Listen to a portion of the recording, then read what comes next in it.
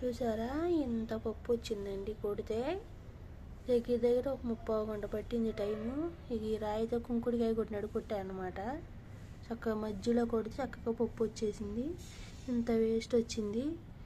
మనమైతే ఈ వేస్ట్ అంతా కంపోస్ట్లో వాడుకుంటాం కదా, ఇక్కడ మాత్రం పడేయడమే బయట. చేశాను ఒక 4 కుండీల దాకా కంపోస్టు. ఎంత పప్పు వచ్చింది చూసారా. ఈ పప్పు నానబెట్టుకొని తింటే చాలా బలము. చూడడానికి మాత్రం మన బ్రెయిన్ ఆకారంలో ఉంటాయి. డ్రై చేసి చక్కగా ఎండబెట్టి ఫ్రై చేసి బెల్లం నెయ్యి వేసి ఉండలు చుట్టుకొని తినొచ్చండి. చాలా బలం ఇవి. బయట కొంటే చాలా కాస్ట్ కూడా. వీడియో నచ్చితే ఛానల్ లైక్ చేసి షేర్ చేసి సబ్స్క్రైబ్ చేయండి. కొత్త వాళ్ళు అయితే సబ్స్క్రైబ్ చేసుకుని చూడండి. Thank you.